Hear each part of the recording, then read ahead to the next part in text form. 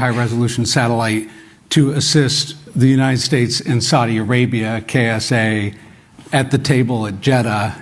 And what happened is we had this Ramadan ceasefire called the Jeddah Declaration, which lasted maybe, we debate this, Nick, would you say it was 20 minutes, 30 minutes, 2.6 seconds? So Jeddah Declaration ceasefire falls apart almost immediately. And you have to understand that we're tasked for intelligence collection on Khartoum and Omdurman. So we're in the center of the country. And really, that's important because, carrying off what Nick was saying, the initial formation or formulation of the international response to what happened was just seeing things as SAF, RSF in the context of the capital. And that becomes very important with where we go from here. While that was happening, Rapid Support Forces used the fighting in Khartoum and Omdurman as cover for action to attack Masalit people in El Geneina. So they kill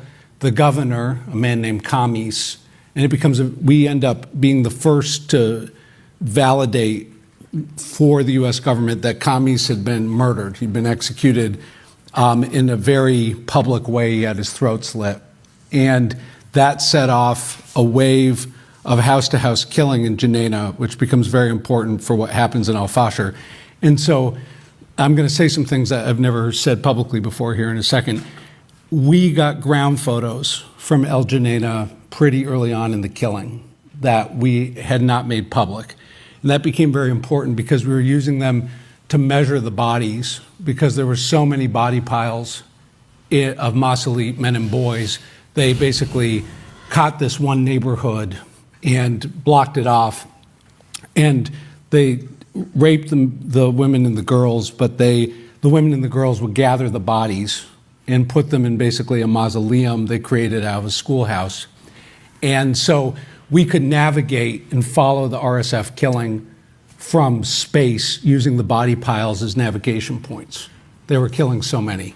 And so we got very good measurement that the average dead Masalit boy was 1.3 meters and dead Masalit man was 2 meters in 30 centimeter very high resolution satellite imagery.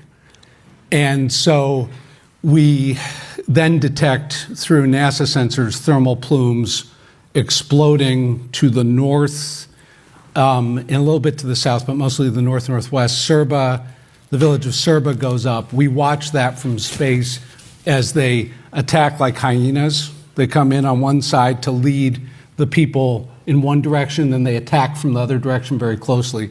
And so what I'm saying is we assessed at that point for the U.S. government that the RSF was using the fighting in the capital to finish the Darfur genocide, beginning with the Masalit.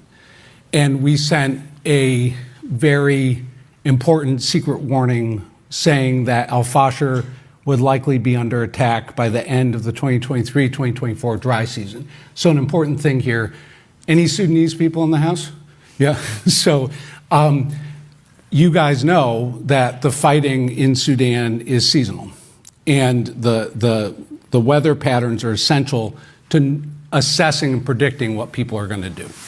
And so we sent a message to the U.S. government that, up to the National Security Council, National Intelligence Council, that Al-Fashir was going to be under attack probably at earliest November 23 into the beginning of 24.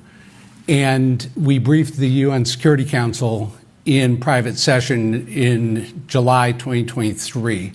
So we were 2.5 years from the massacre in Al-Fashir that would happen on October 26 until now.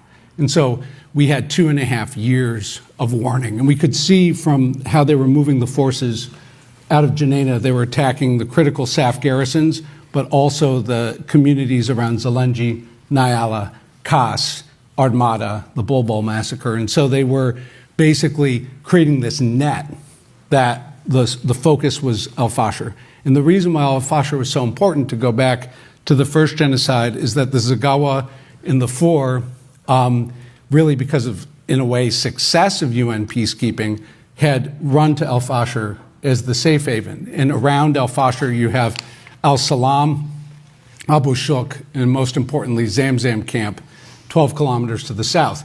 So on one hand, they go into the safe haven and they become sitting ducks. And so we could see by the time we get to the spring of 2024, so we sat the siege watching from space for 18 months. The siege lasted 18 months. I want to put this in perspective. Al-Fashir was under siege for 3.5 times Stalingrad, and 3/4 the siege of Leningrad during World War II. Gaza was under IPC-5 for I think a month to 2 months, correct me if I'm wrong. We were under IPC-5 in Al-Fashir, Integrated Phase Classification Level 5, highest level of famine, for 15 months, okay? 15 months. And now that the massacre has happened and the city has fallen to the RSF, the aid workers that we talked to, and this is a good lead-in to my friend, that those who have arrived in Tawila, which Nick mentioned, which is the last safe haven out of Al-Fashir, those very few that have arrived have one of the highest rates of malnutrition we have ever recorded in my knowledge as a humanitarian. And who arrived out of the massacre? It was women and unaccompanied minor children. Why? Because they were killing the men and boys at a berm. They built a wall around Al-Fashir by the fall of this past year that we were the first to catch it. It was 9 feet high, and they had bulldozers working around the clock and backhoes, 37 kilometers long. They created a kill box, and they walled in the remaining 4 in the Zagawa in the city, and basically the last major battle to date of the Darfur genocide. And when it fell, we could see the street filled overnight with 1.3 meter to 2 meter objects. And they were in C shape, J shape, or L shape. That's because when you shoot someone and you look at them from space when they get shot, they'll fall in the fetal position or on their knees. And so we saw trucks with 50 cal machine guns, and we would see 0.5 meter red discoloration on the ground, and that was blood. And we think we got a call, this is where I'll end. We had a ground network. We think they're all dead now. Our ground guys call us on Monday after the fall, and in the morning they say 1,200 of our family members and friends are dead. By that evening, they say 10,000. By Tuesday, we never got them on the phone again.